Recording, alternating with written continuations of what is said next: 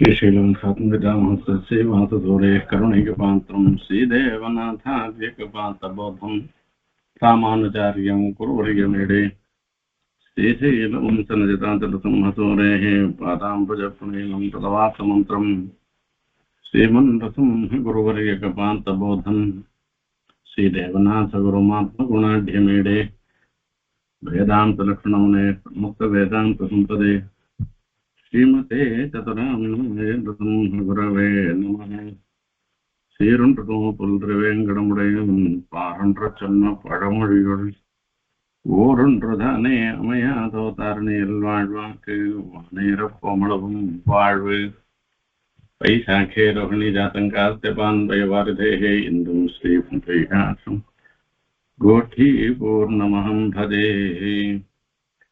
जयत्याश्रितसन्त्रासध्वान्तविध्वंसनोदयः प्रभावान् सीतया देव्या परमव्योमभास्करः प्रायः प्रपदने पुंसां पौनः पुण्यं निवारयन्ते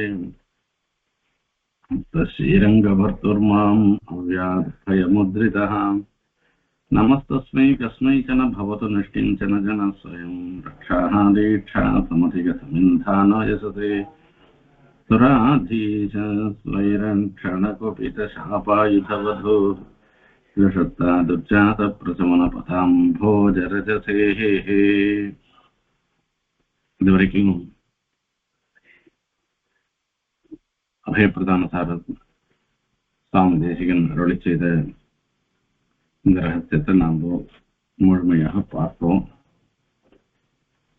இதுக்கு மேல இதை உபசம்ஹாரம் பண்ணக்கூடிய சில பாத்திரங்கள் ஸ்லோகங்கள் அதை கொண்டு சொல்ல போறோம். இப்போ இதுல கடைசியில சொல்ற விஷயம் என்னன்னு கேட்டா,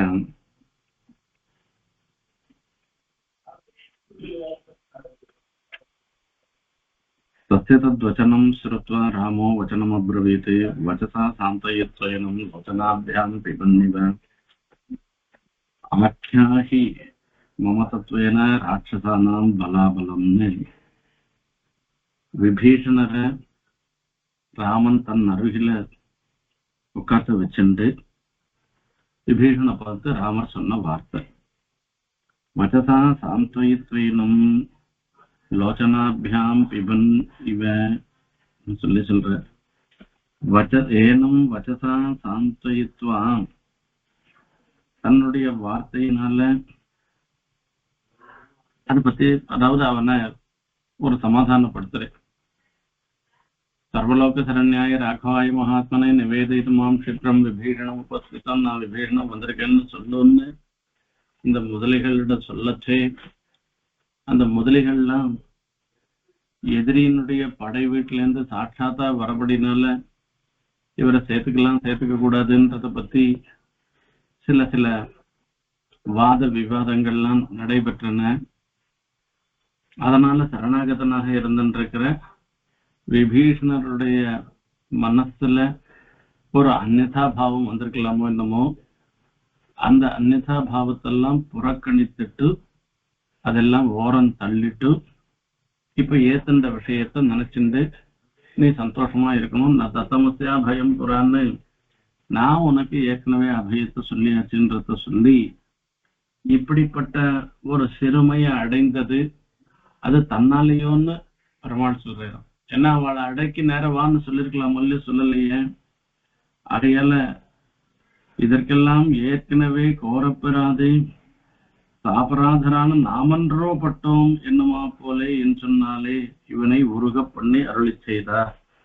இது நானேதான் ஆயிடுகின்ற மாதிரி, இது என் தப்புதான், உன்னை நான் உடனே சேர்த்துட்டு இருக்கணும்னு எல்லாம் சொல்லி பெருமாள் சொல்றார் இந்த இடத்துல. இதனால வஜதா சாந்தயித்வா என்று சொல்லப்படினால லோச்சனாபியாம் பிபன்னிவ அப்படியே கண்ணாலேயே அப்படியே முழுங்கிடுற மாதிரி அவ்வளவு வாத்சல்யத்தை காண்பிக்கிறேன். ஆச்சாகி மம தத்துவேன ராட்சசானாம் பலாபலம்னு இந்த ராட்சசர்களுடைய ஒரு எந்த அம்சத்துல அவர்களுக்கு பலம் பொருந்தியவர்களாக இருக்கா, எந்த அம்சத்துல அவளுக்கு ஒரு குறைபாடு உண்டு என்பதை நீ அவளுடைய இருந்தவனாக இருக்க அப்படின்னால எனக்கு அது உண்மை நிலையோ சொல்லணும்னு ஒரு ஆப்தத்துவம், தனக்கு ரொம்ப ரொம்ப நெருங்கிய நிலையில இருக்கிற விஷயத்தையும் வெளிப்படுத்தினேன்றது சொல்லி சொன்னார்.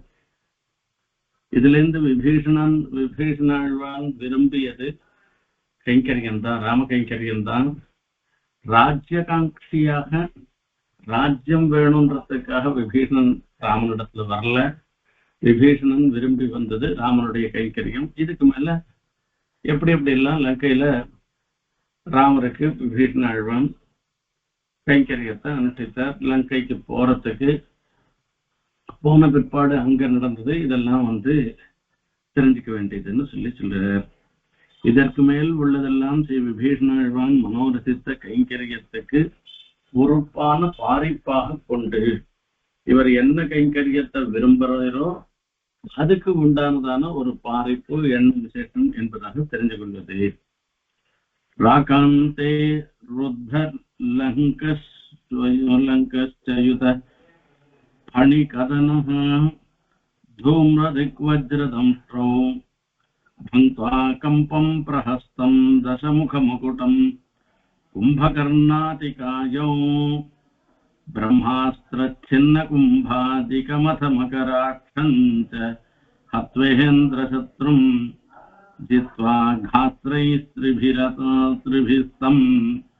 सह बलमवधीते रावणं रामभद्रः. சகபலம் ராவணம் ராமபத்ரஹா அவதீத்.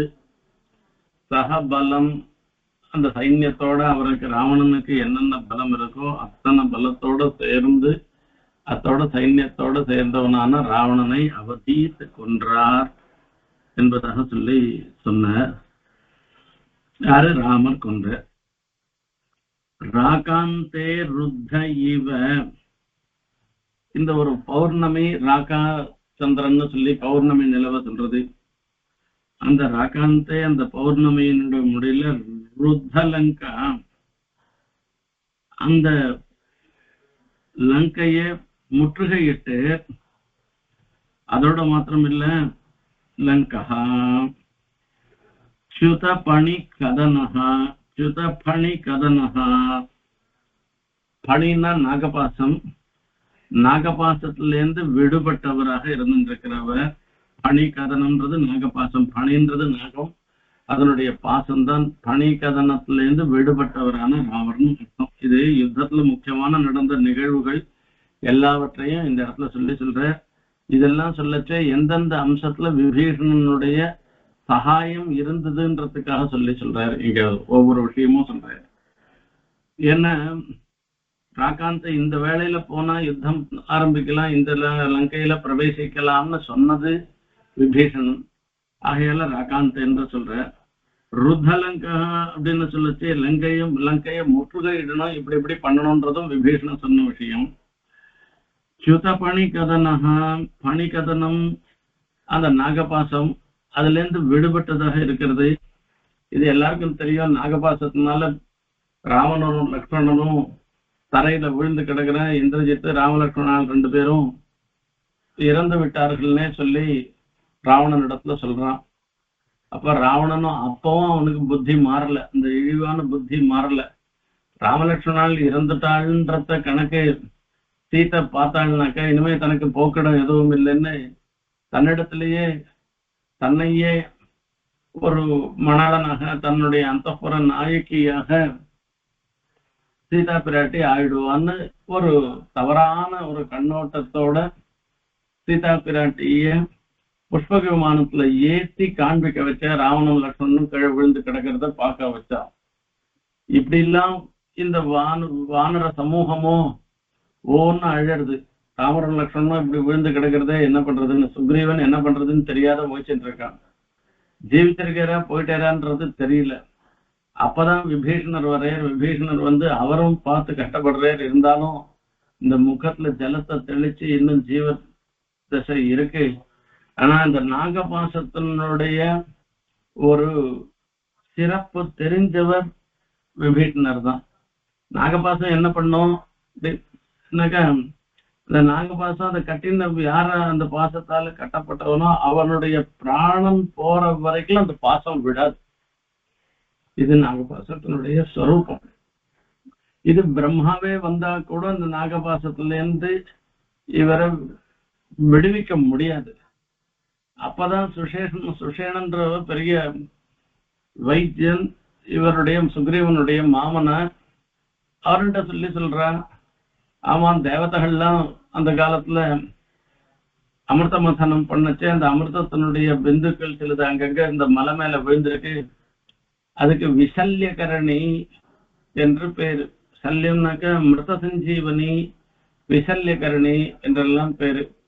சல்லினும் உடம்பெல்லாம் அடிபட்டு இருந்ததுன்னாக்கா அந்த மருந்து தடவினாக்கா பழையபடி ஆயிடும், சொத்தமாயிடும். அதே மாதிரி அந்த போயிட்டவனை கூட மறுபடியும் பழைப்பிக்கும். அப்படிப்பட்ட தன்மையுடையது. அந்த மூலிகைகள்லாம் கொண்டு வரலாமா இந்த மாதிரி எல்லாம் யோசனை பண்ணிட்டு இருக்கச்சே விவேகன்னு சொல்றேன்.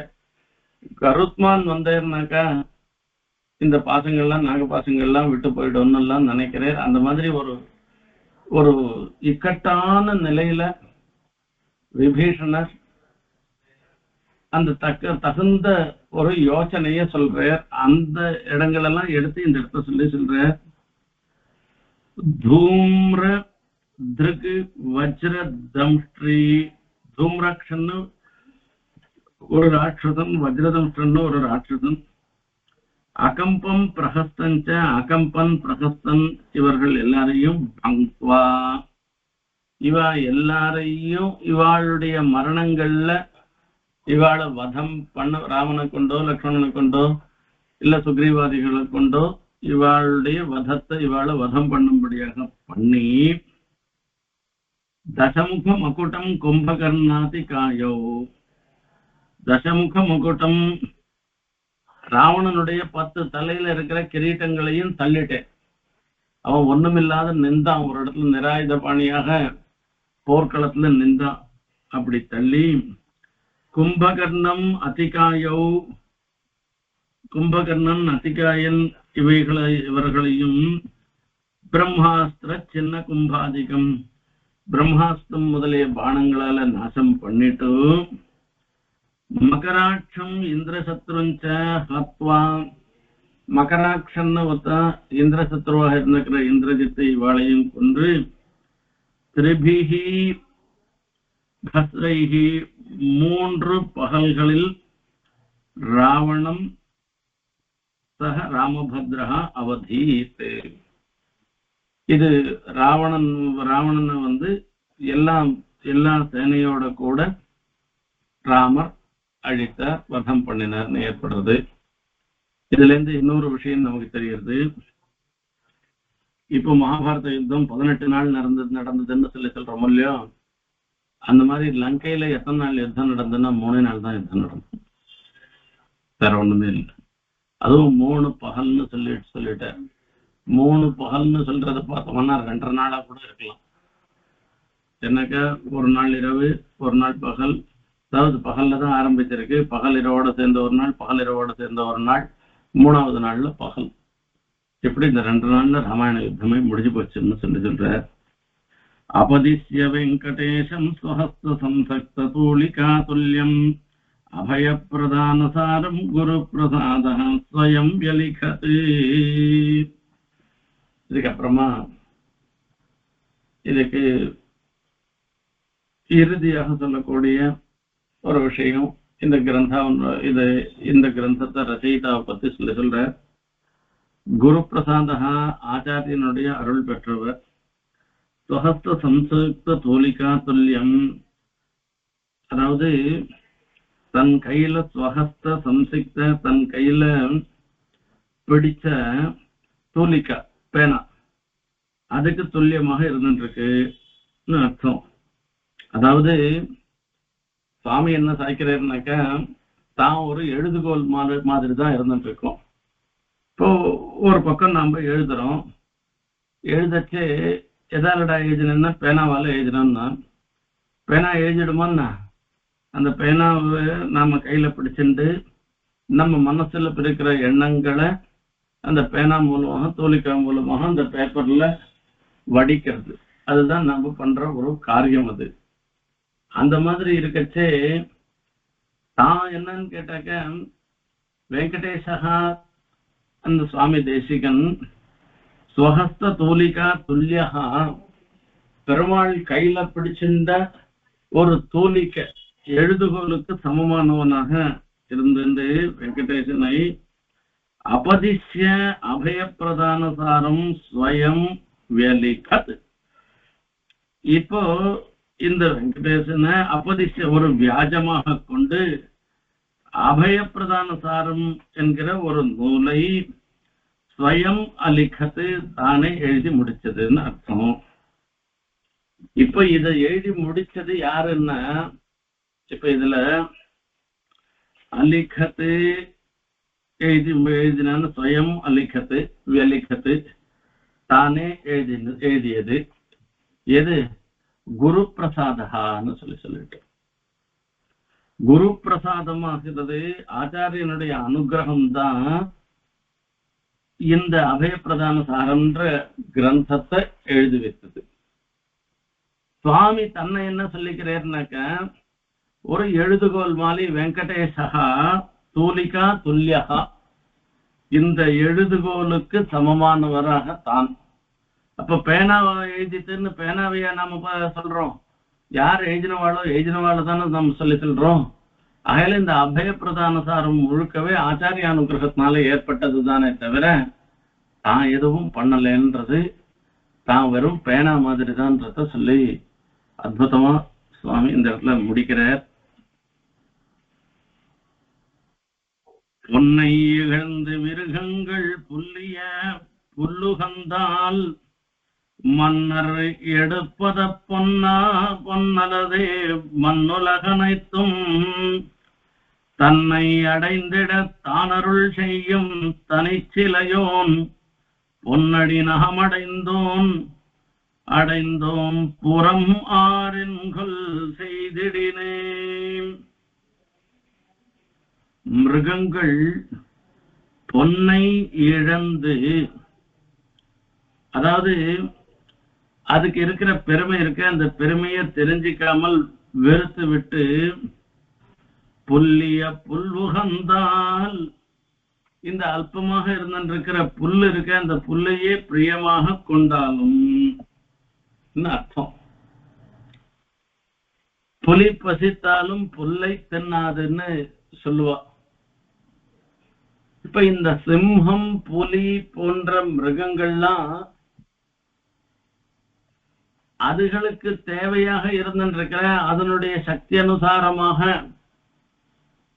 அதுகளால தேடிக்கொள்ளக்கூடிய வஸ்துக்கள் இருக்க, அந்த வஸ்துக்களை தேடிக்கொள்ளாமல், தன்னுடைய உணவாக தேடிக்கொள்ளாமல், இங்க புல் இருக்கு போறோம், இதையே நான் சாப்பிட்டு நான் பாட்டுக்கு இருந்துருக்கேன் என்ன ஒண்ணு சொல்லிட்டுனாக்கா, புல்லிய புல்லுகந்தால் அப்படி பிரியமாக கொண்டாலும் மன்னரை எடுப்பது அப்பொன்னலதே. மன்னர் எடுப்பது அந்த அரசர்களாக இருக்கிறவா அவ விரும்பி எடுத்துக்கொள்வது அப்பொன்னலதே. அப்பொன்னத்தான அவ விரும்புவாளை தவிர வேற ஒண்ணு விரும்ப மாட்டான். அதாவது என்னன்னா, லோகத்துல மிருகங்களாக இருந்திருக்கிறதுகள் பொண்ணுன்றது வாஸ்தவமான பொண்ணை எடுத்துட்டாலும் கூட அந்த பொண்ணுனுடைய பெருமையை தெரிஞ்சுக்காமல் அந்த பொண்ணை விட்டுட்டு பக்கத்துல இருக்கிற புல்லு இருந்துருக்க, அது அதுவே ரொம்ப சௌக்கியமா இருந்துருக்குன்னு சொல்லி அந்த புல்லுல படுத்துக்கிறதோ ஏதோ ஒரு காரியத்தை அது பண்றது. ஆனா ராஜா என்ன பண்ணுவான்னா, ராஜாவுக்கு பொண்ணுக்கும் புல்லுக்கும் இருக்கிற வித்தியாசம் தெரியும். ஆகையால புல்ல உகப்பாக நினைக்க மாட்டான், பொண்ணுதான் உகப்பாக நினைப்பான். அவன் பொண்ணு இல்லாதத வேறத அவன் விரும்ப மாட்டான். அந்த மாதிரி மண்ணுலகனைத்தும் தன்னை அடைந்திட, இந்த நிலை பெற்றதாக இந்த உலகம் முழுதும் தன்னை சரணமாக அடைவதற்காக தான் அருள் செய்யும் அந்த எம்பெருமான் கிருபை பண்றான். தனிச்சிலை போல், தனிச்சிலையோன், சிலைன்றது வில்லுக்கு சொல்றது. அந்த ராமர் கையில இருக்கக்கூடிய அந்த கோதண்டம் இருக்கு, அந்த கோதண்டத்துக்கு சமமான இன்னொரு வில் கிடையாது. ஆகையால அத்விதீயம்னு அர்த்தம், தனிச்சிலைன்றது அர்த்தம். அப்படிப்பட்ட வில்லை உடையவனமான ராமபிரானுடைய பொன் அடி நம் அடைந்தோம், அந்த திருவடிகளை நாம் அடைந்தோம், பொன்னடி நாம் அடைந்தோம். அதனால மீதி பேர் என்ன, ஆர்புறம் செய்திடின் நென்கொல். இதற்கு விபரீதமாக யாரான எதனா பண்ணாக்கா, அதனால எனக்கு என்ன வந்தது, இந்த அபயப்பிரதான சாரத்துல இந்த சரணாகதி தத்துவத்தை, உண்மை தத்துவத்தினுடைய உண்மை நிலையை விஸ்தாரமாக நான் சொல்லிட்டேன். அந்த ராமனுடைய திருவடியை ஆசிரியிச்சு நான் சொல்லியாச்சு மொத்தம். இதுக்கப்புறம் இதுல யார் என்ன தோஷம் சொன்னா அதை பத்தி எனக்கு என்ன வந்து, எனக்கு ஒன்றும் கிடையாது. எப்படி ராஜா பொன்னை தான் உகப்பானே தவிர புல்லை உகப்ப மாட்டானோ, அந்த மாதிரி அந்த ராமனும் இந்த அபயப்பிரதானுடைய சாரம் இருந்துருக்க, இத நாம சொன்ன பிரகாரத்தோட இது அவரே சொன்னது தானே, இது ஆச்சாரிய அனுகிரகத்தினால வந்ததான, இதை அவர் ஏத்துக்க போறேன்னு அர்த்தம் இதுக்கு. இப்படி யாரானா ஏத்துக்காத போயிட்டாள்னாக்கா அதனால எனக்கு ஒன்றும் நஷ்டம் இல்லைன்னு சொல்ற. வேதத்திரளின் விதியுணர்ந்தோர்கள் விரித்துரைத்த காதல் கதியையும் ஞானத்தையும் கருவங்களையும் சாதிக்க வல்ல சரணாகதி தனி நின்ற நிலை ஓதத் தொடங்கும் எழுத்தின் திறத்தில் உணர்மின்களே. வேதத்திரள்னு சொல்ற அனந்தாவை வேதா ஆஹா, வேதங்கள்ன்றது இருக்க அனந்தம், முடிவில்லாததாக இருக்கின்றன. நமக்கு கிடைச்சிருக்கிறது ஏதோ சில சாகைகள் தானே தவிர எல்லாமும் கிடையாது. அனந்தாவை வேதாகன்னு சொல்லிருக்கு. வேதத்திரளின் விதி உணர்ந்தோர்கள், அதனுடைய விதி, அது கட்டளை வேதத்துல தர்மத்தை சொல்லிருக்கு. இப்ப என்னென்ன பண்ணணும்னு சொல்லச்சே, சத்தியம் வத, தர்மஞ்சர, மாத்திரு தேவோ பவ, பிதர் தேவோ பவ, ஆச்சாரிய தேவோ பவ, யஜேத ஸ்வர்க காமஹா, முமுட்சுர்வை சரணமஹம் பிரபத்யே, தியாயீத உபாசீத, இப்படி எல்லாம் கட்டளை இட்டிருக்கு வேதம்ன்றது. அந்த கட்டளை எல்லாம் உண்மையாக தெரிஞ்சுக்கணும். அத விதி உணர்த்தோர்கள், அந்த கட்டளைய அறிந்த நம்மளுடைய ஆச்சாரியர்கள்லாம் விதி உணர்ந்தோர்கள் விரித்துரைத்த. இப்ப அதுல சுருக்கமா சொன்னதையும் நாம புரிஞ்சுக்கிற மாதிரி விஸ்தாரமாக சொன்ன விஷயங்களை, காதல் கதியையும் ஞானத்தையும் கர்மங்களையும், காதல் கதி, காதல்ன்றது பக்தி, அந்த பக்தி யோகத்தையும் பக்தியாகிய உபாயத்தையும், பக்தி யோகம், ஞான யோகம், கர்மயோகம், இப்படி எல்லாவற்றையும் சாதிக்க வல்ல சரணாகதி தனி நின்ற நிலை. கர்மயோக, ஞான யோக, பக்தி யோகங்களாலே என்ன கிடைக்குமோ, எதை சாதிக்க முடியுமோ அத இந்த சரணாகதியினாலேயே சார் என்பதுதான் இந்த இடத்துல தனி நின்ற நிலை.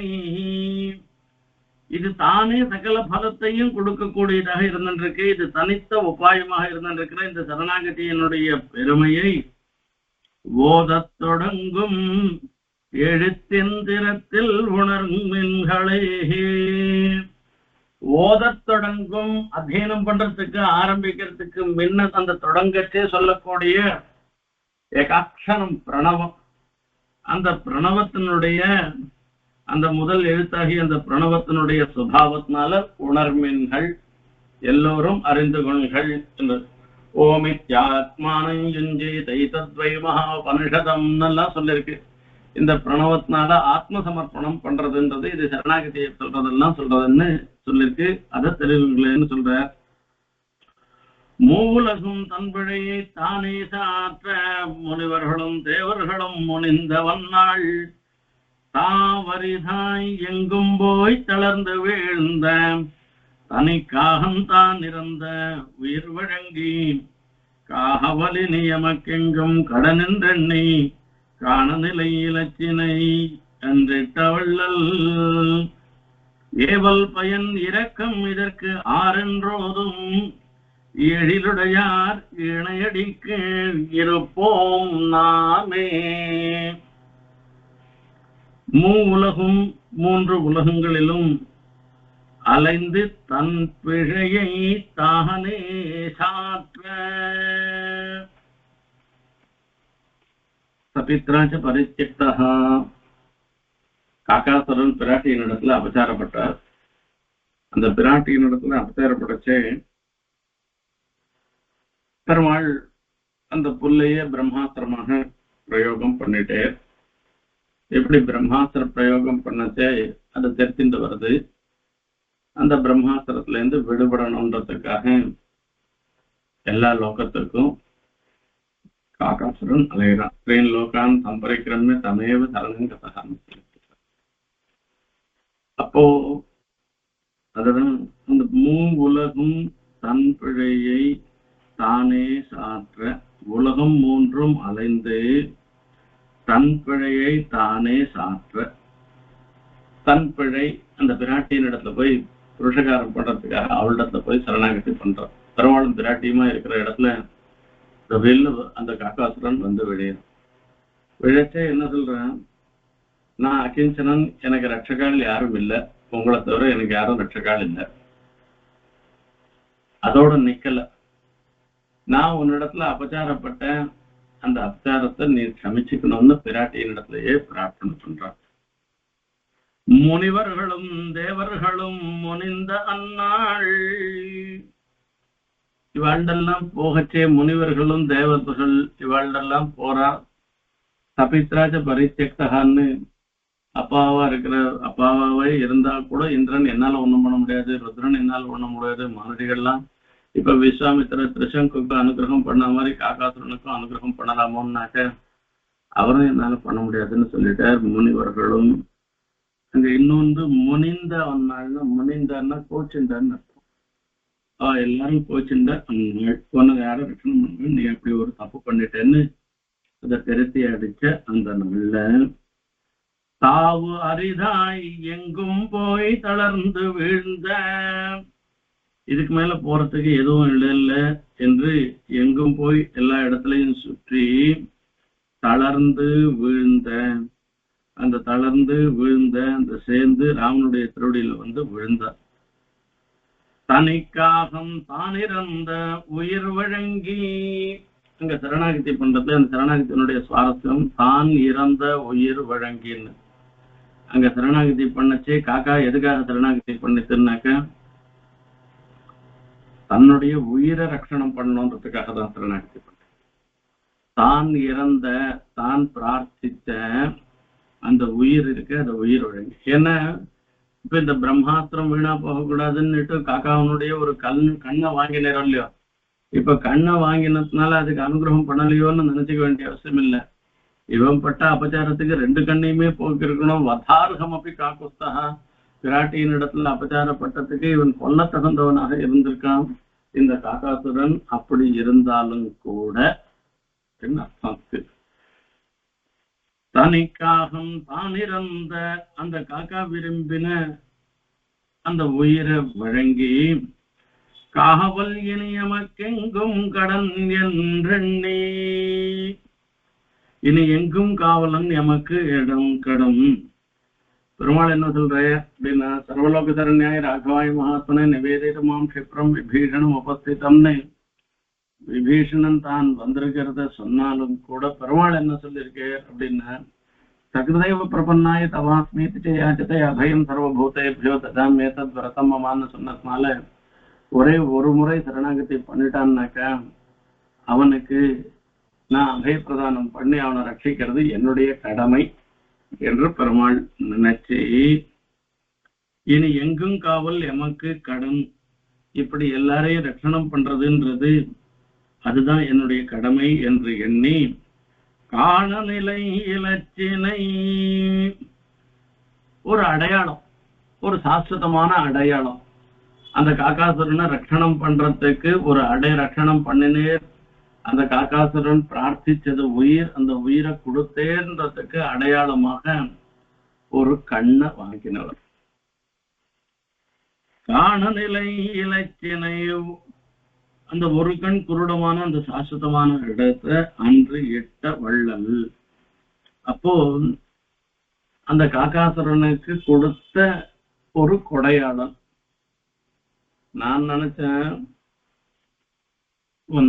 இந்த சுவாதி திருநாள் கிருதியில வரைச்சே ஒரு ஸ்லோகம், அது சுக்கிரனுக்கு கண்ணு கொடுத்தவர் பெருமாள் என்று அந்த இடத்துல சொல்லியிருக்கு. சுக்கிரனுடைய கண்ணை போக்கடிச்சவர் தான் பெருமாள், சுக்கிரனுக்கு கண்ணு கொடுத்த பெருமாள்னு எப்படி சொல்லலாம் சொல்லிட்டு அதுக்கு ஏதோ வியாக்கியானம் பண்ணுச்சு. மொத்தம் தானம் பண்றான், தானம் பண்றவனை தடுத்து நிறுத்தினோம்னாக்க அந்த பாப்பத்துக்கு பலன் 2 கண்ணையும் எடுத்துட வேண்டியதுதான். ஆனா கூட பெருமாள் என்ன பண்ற, சுக்கிரனுக்கு ஒரு கண்ணு தான் போக்கடிச்சாரு, இன்னொரு கண்ணு கொடுக்கதான் கொடுத்தேன்னு சொல்ற. இப்ப இந்த சீதா பிராட்டியின் இடத்துல அபச்சாரப்பட்டதுக்கு காக்காசுரனு வதமே பண்ணிருக்கணும். அப்படி இல்லாட்டா கூட காக்காசுரனுக்கு 2 கண்ணையும் கொடுத்துரு, 2 கண்ணையும் எடுத்துட்டு இருக்கணும். அப்படி இல்லை. காண நிலை இலச்சினை அன்று இட்ட வள்ளல்னு ஒரு கண்ணை கொடுத்து கொடையாளியாக ஆயிட்டேராம் அனுமன். இதுதான் சுவாரஸ்யமான ஒரு விஷயம். நான் நினைச்சேன் இந்த இன்ஸ்பிரேஷன் தான் அந்த சுவாதி திருநாள் அந்த பாட்டுலயும் வந்திருக்குன்னு இப்ப ஏற்படுறது. இதுல இருந்து இப்படி அந்த ராமனுடைய அப்பேற்பட்ட அந்த ராமனுடைய ஏவல் பயன் அந்த கைங்கரியமே புருஷம். ஏவல் பயன் இரக்கம் இதற்கு 6 என்று ஓதும் எழிலுடையார். இதற்கு 6 இந்த பலனை பெறுவதற்கு உபாயம் என்னன்னு இரக்கம் என்று ஓதும். நாம் செய்யக்கூடிய அந்த பிரபத்தி தான், அந்த தயதான் நாம் சரணாகதி பண்ணமானாக்க பெருமாள் நம்மிடத்துல தயையோட அனுகிரகம் பண்ணுவேன்றது. இதுதான் இப்படி உபதேசித்தவர்கள் நம்மளுடைய ஆச்சாரியர்கள். எழில் உடையார் இணை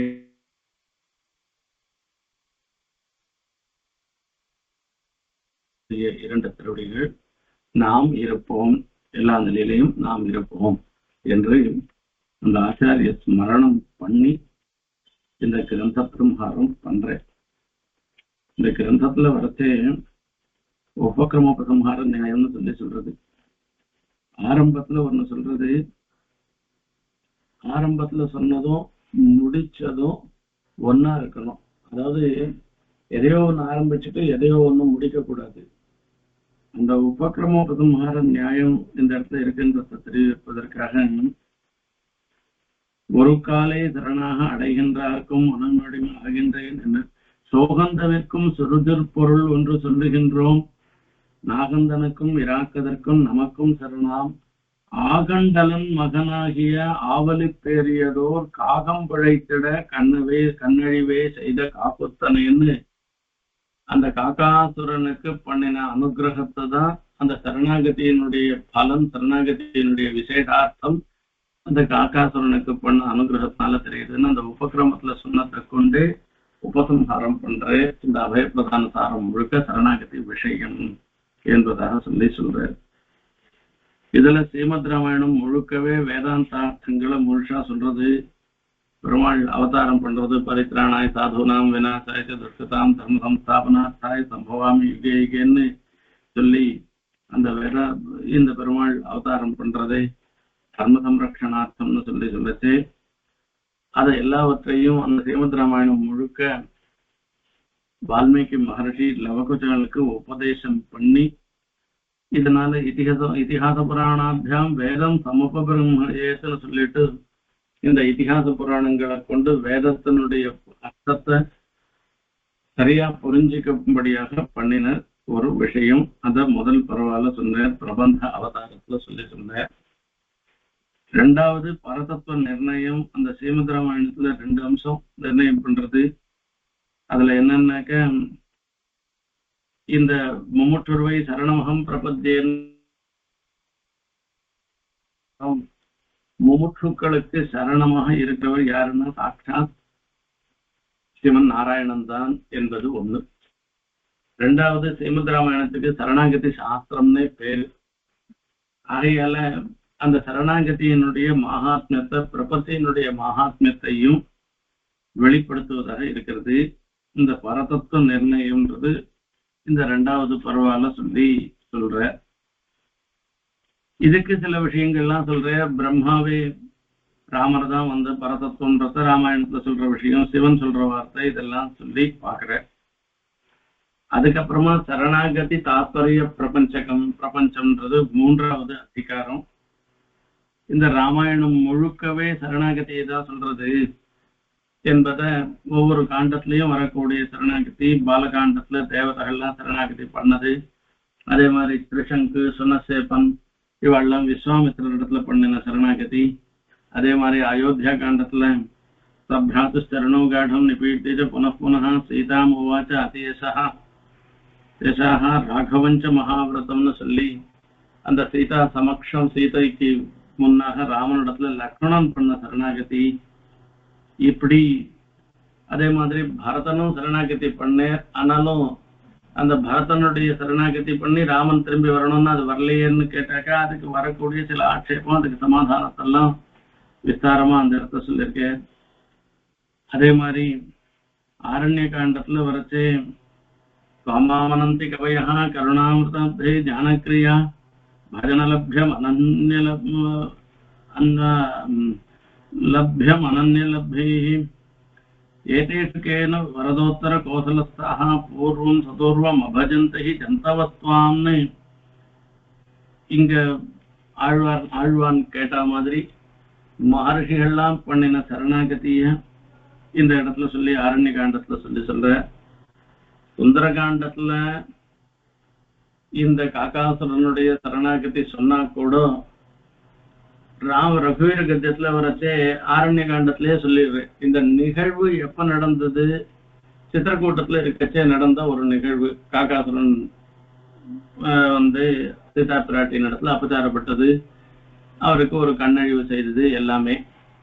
இந்த ரகசியமான ஒரு சமாச்சாரத்தை இவாளுக்கு, அதாவது இது ஹனுமாருக்கு சொல்றது இருந்துருக்க, சீதா பிராட்டி சொல்றது இதுல இருந்து தெரிஞ்சுக்கிறதுக்காக சொல்ற விஷயம். அது இந்த பாஷாந்தரத்துல பிளாஷ்பேக்னு சொல்லி பின்னாடி நடந்த நிகழ்வு, முன்னாடி நிகழ்ந்து பின்னாடி சொல்றதா இருக்கு.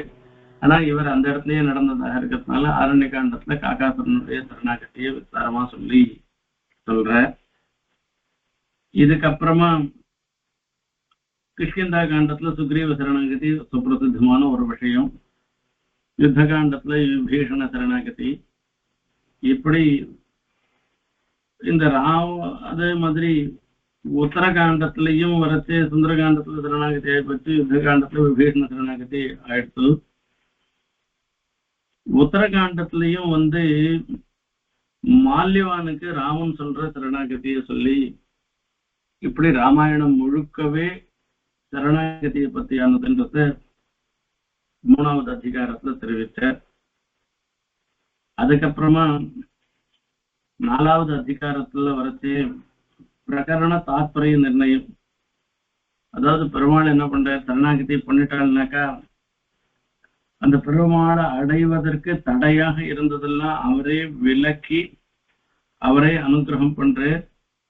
இதுல இந்த சரணாகதிக்கு ஆனுகூல்ய சங்கல்பம், பிராத்திகூல்ய வர்ஜனம், மகாவிஸ்வாசம், கோப்திரத்துவ வரணம், அகிஞ்சன்யம்னு சொல்லக்கூடிய 5 அங்கங்களும் இருப்பது. இந்த விபீஷண சரணாகதியில சர்வமும் இருந்துருக்கிறதுன்றதும், விபீஷணன் பண்ணின சரணாகதி ராம கைங்கரியத்துக்கு தானே தவிர ராஜ்யகாங்கியாக ராஜ்யத்தை விரும்பி விபீஷணன் சரணாகதி பண்ணலைன்றதெல்லாம் சொல்லி அந்த சரணாகதின்றது மோட்சமளவும் இருக்கக்கூடிய எல்லா பலனையும் கொடுக்க வல்லதுன்றத இந்த விபீஷண சரணாகதி மூலமாக நாலாவது அதிகாரத்துல தெரிவித்தார். அதுக்கப்புறமா சரண்ய சீல பிரகாசம் பெருமாளுடைய சுவாவத்தை தெரியப்படுத்துறது. பெருமாளிடத்துல பரத்துவமும் இருக்கு, சௌலபியமும் இருந்துருக்கு. சர்வலோக சரண்யாய ராகவாய மகாத்மனைன்னு அவன் சர்வலோக சரண்யனாக இருப்பவர் ராகவன் என்பதை தெரிவிக்கிறது. அந்த பரத்துவத்தை சூச்சிப்பிக்கிறது. அப்படிப்பட்ட அந்த எம்பெருமான் அவனிடத்துல சௌலபியமாக ஒரு குரங்கு கூட அந்த ராமனிடத்துல சுலபமாக அணுகக்கூடிய ஒரு நிலை இருந்துட்டு இருக்க. அந்த சௌலபியம் பரத்துவம் சௌலபியம் ரெண்டும் பகவானிடத்தில் இருக்கக்கூடிய விசேஷமான குணங்கள். அந்த குணங்களை சொல்லி ராமனுடைய பெருமைய இந்த இடத்துல சரண்ய சீல பிரகாசம்ன்ற அதிகாரத்துல தெரிவிக்கிற. அதுக்கப்புறமா சரண்ய சீல பிரகாசம் ஆன பிறகு பரம தர்ம நிர்ணயம்ன்றத சொல்ற. அது பரம தர்ம நிர்ணயம்ன்றது என்னன்னா எல்லா அது சரண்ய வைபவ பிரகாசம், சரண்யனுடைய வைபவத்தை சொல்றது பெருமாளுடைய சொல்லச்சு. அந்த அதுல வரைச்சு ராமர் தன்னால எல்லாம் பண்ண முடியும், அங்குள் யக்ரேன ஹன்யாம்னு சொல்லி தன்னுடைய இதை பத்தி நீ பயப்பட வேண்டிய அவசியம் இல்லைன்றதெல்லாம் சொல்லி சொன்னார். தன்னுடைய வைபவத்தை சுக்ரீவனுக்கு சொல்ற விஷயம் இருக்க, அத சொன்னேன். அதுக்கப்புறமா பரம தர்ம நிர்ணயம்ன்றதுதான் ரொம்ப முக்கியமானது. இந்த தர்மங்களுக்குள்ள சிறந்ததான தர்மம்ன்றது சரணாகத ரட்சணம் தான். அதுக்கு அந்த புறாவனுடைய கதை, கண்டு மகர்ஷியினுடைய வாக்கியங்கள், இப்படி பல விஷயங்களை ஒரு வானரம் எப்படி ஒரு ரட்சணம் பண்ணிட்டு, அதே மாதிரி புறாவுக்கு சிபி சக்கரவர்த்தி அந்த பண்ண ஒரு காரியங்கள், இப்படி மகான்கள்லாம் தர்மிஷ்டர்கள்லாம் பண்ண காரியங்கள் எல்லாம் கொண்டு அந்த கண்டுமணிகளுடைய ஸ்லோகங்களுக்கெல்லாம் விஸ்தாரமா சொல்லி அந்த பரம தர்ம நிர்ணயம்ன்றது சரணாகத ரட்சணம் தான் பரம தர்மம் என்பதையும் விளக்கினார். அதுக்கப்புறமா சரண்ய விரத விசேஷ பிரகாசகம்னு சொல்றது. பெருமாள் ஒரு சங்கல்பம் பண்ணிட்டு இருக்கு. என்ன சங்கல்பம்? சகதேவ பிரபன்னாய தவாஸ்மி அபயம் சர்வபூதேபியோ ததாம் ஏதத் விரதம் மம. இதுதான் என்னுடைய விரதம்னு சொல்லி இது சங்கல்பம். அந்த சரண்யனுடைய சங்கல்பத்தை தெரியப்படுத்துறது. அந்த விசேஷத்தை 8வது அதிகாரத்துல சாதிச்ச. அதுக்கப்புறமா 9வது அதிகாரத்துல வரைச்சு பெருமாள் நினைக்கிறேன் சரண்ய சரணாகத சங்கம ரசலாபம்னு சொல்றது. பெருமாளுக்கு இந்த சரணாகத விபீஷணனோட சேர்ந்தது விபீஷணனுக்கு பெருமையா பெருமாளுக்கு பெருமையான, பெருமாள் தனக்கு பெருமையாக நினைச்சுக்கிறாராம். என்றென்று யோனியமாய் பிறந்தாய் இமையோர் தலைவா மைனன்னு கேட்டருளாய்ன்னு சொல்றார். நாம ஒவ்வொரு முறையும் பிறக்கும் பொழுதும் பெருமாளும் ஏதோ ஒரு ரூபத்துல அவதாரம் பண்ணி இந்த முறையாவது நம்மளை அணுக மாட்டானா, இந்த முறையாவது நம்மளை அணுக மாட்டானான்னு நினைச்சுட்டு கச்சே. அப்போ சரணாகதி பண்ணமானாக்கா பெருமாள் தனக்கு கிடைச்ச ஒரு பெரிய லாபமாக பெருமாள் நினைக்கிறேன் என்றது அந்த சரண்ய சரணாகத சங்கம லாபம்னு இந்த 9வது அதிகாரத்துல சொல்றார். அதுக்கப்புறமா கடைசியில பிராப்தி பிரகார பிரபஞ்சம்னு சொல்லி இந்த சுக்ரீவன் விபீஷணன் ராமனோட சேர்ந்த பிற்பாடு அங்க சுக்ரீவனுடைய நிலை, ராமனுடைய நிலை, இவெல்லாம் எப்படி விபீஷணனை அங்கீகாரம் பண்ணிண்டு தங்களுக்குள்ள ஒத்தராகவும் இப்படி அந்யோன்ய பாவம், அதாவது ஒருத்தருக்கு ஒருத்தர் வேற இல்லைன்ற ஒரு பாவத்தோட நடந்துட்டாலோ அந்த விஷயங்கள் எல்லாம் சொல்லி அங்க லோச்சனாபியாம் பிபன்னிவன்னு வச்சசா சாந்தயித்வான்னு அந்த விபீஷணன் தன் கண்ணாலேயே முழுங்கி விடுற மாதிரி அந்த விபீஷணனை பார்க்கறதும், பெருமாளே தான் அபராத க்ஷாபனம் பண்ணிட்ட மாதிரி நானே தான் ஆயிடுறேன்னு சொல்ற மாதிரி சொல்லி அந்த விபீஷணனுக்கு ஒரு நல்ல வார்த்தை சொல்லி பேசுறவு சொல்லி அவர் ஏற்றுக்கொண்டது. இதுக்கப்புறமா இந்த மாதிரி விபீஷணன் பண்ண பல கைங்கரியங்கள் எல்லாம் பார்க்க வேண்டியதுன்னு சொல்லிட்டு இந்த அபயப்பிரதான சாரம்னு சொல்லக்கூடிய அற்புதமான சரணாகதி விஷயமான ஒரு ரகசியத்தை சுவாமி தேசிகனுடைய அனுகிரகத்தினாலையும் ஆச்சாரியாருடைய அனுகிரகத்தினாலையும் சக்கரவர்த்தி திருமகனுடைய அனுகிரகத்தினாலையும் இது நாள் வரை ரொம்ப விஸ்தாரமாக பார்த்தோம். இப்படிப்பட்ட ஒரு சன்னிவேசம் நமக்கு ஏற்பட்டதற்கு பாகவதர்களுடைய ஒரு அனுகிரகம் தான் காரணம். அதை நான் சதா ஸ்மரிச்சுண்டு இப்படி எம்பெருமானுடைய வைபவத்தை சொல்லக்கூடிய ஒரு சன்னிவேசம் எனக்கு ஏற்பட்டது. இதை கொண்டு நான் தன்யநாதரன்னு சொல்லி எல்லாருக்கும் சகல க்ஷேமங்களும் ஏற்படணும்னு அந்த சக்கரவர்த்தி பிரமுகன் சீதா பிராட்டி என்னுடைய திருவடியில பிரார்த்தனை பண்ணிட்டு வழிபடுகிறேன். கவிதா சிம்ஹாய கல்யாண குணசாலினி ஸ்ரீமதே வெங்கடேசாய வேதாந்த குரவே.